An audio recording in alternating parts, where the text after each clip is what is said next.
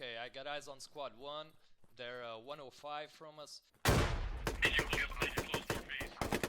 that, give me a bearing.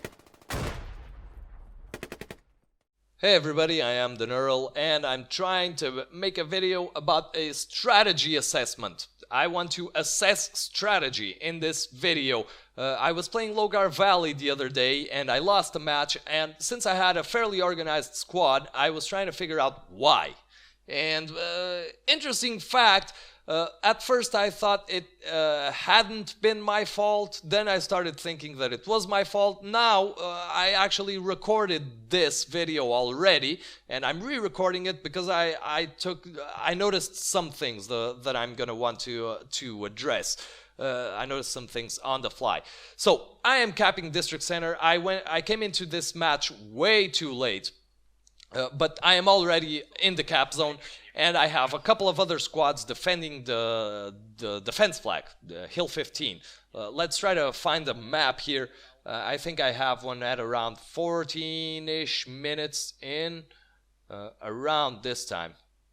Right now we're capping district. Yeah, and these guys are worried that there are enemies on our fob. Let's see here. They're worried, the other squads are worried that there's enemies on our fob here. We're capping district, I had already informed them, but since they're defending Hill 15, they're trying to pincer down the enemies moving around here.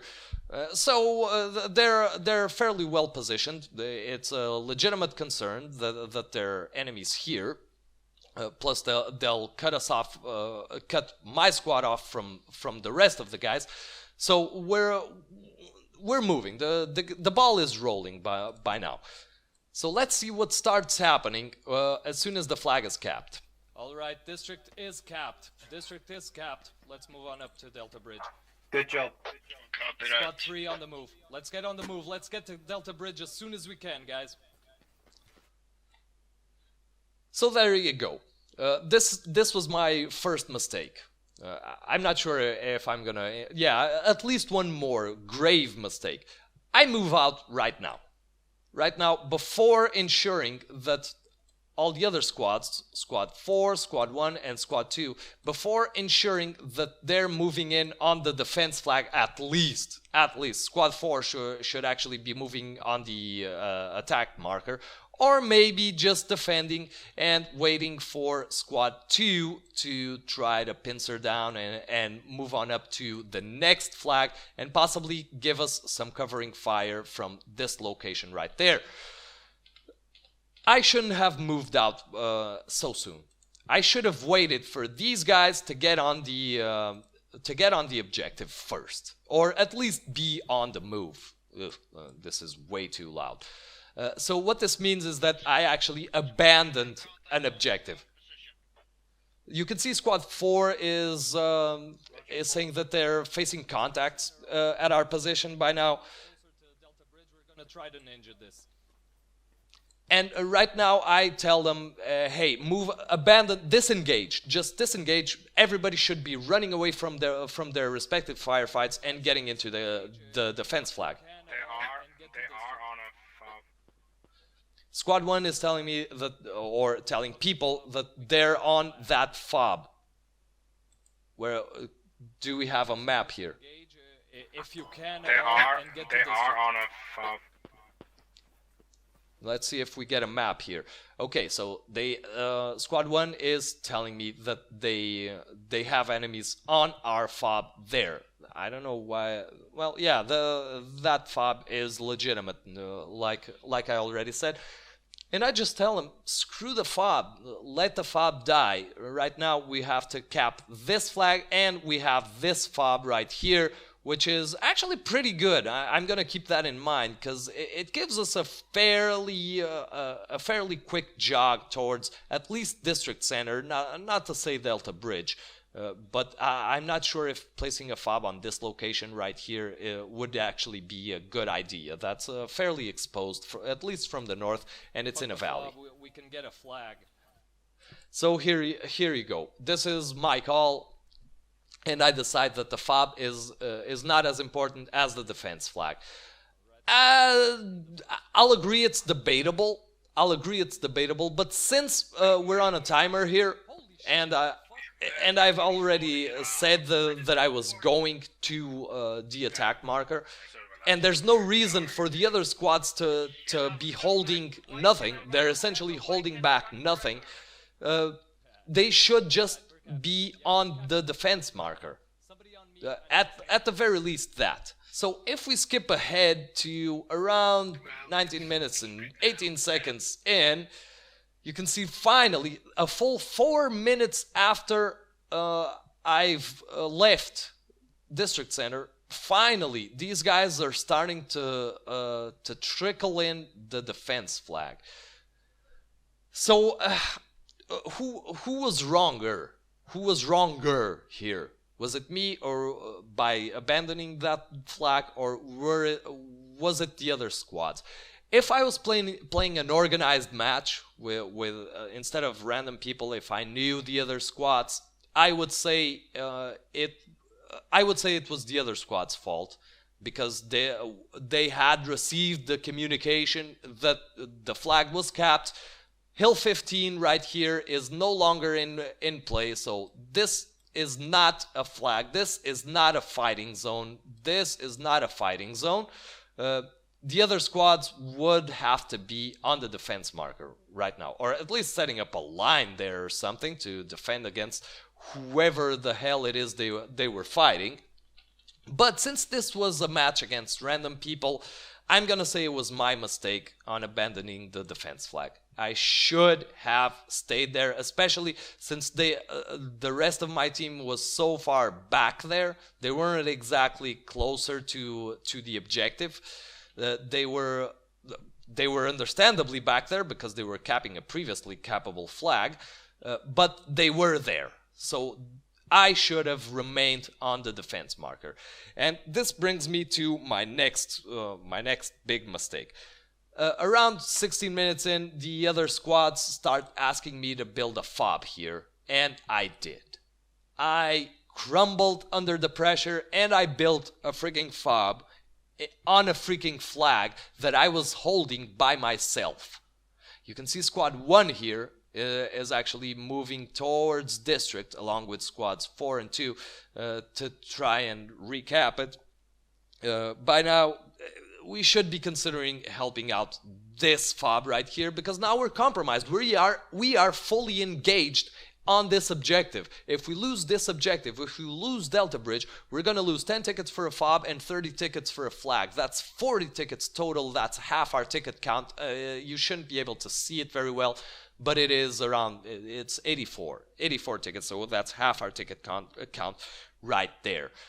So this is the situation. We cannot cap either flag because the district center is compromised and they've neutralized it. And I have a lone squad trying to hold down Delta Bridge. Another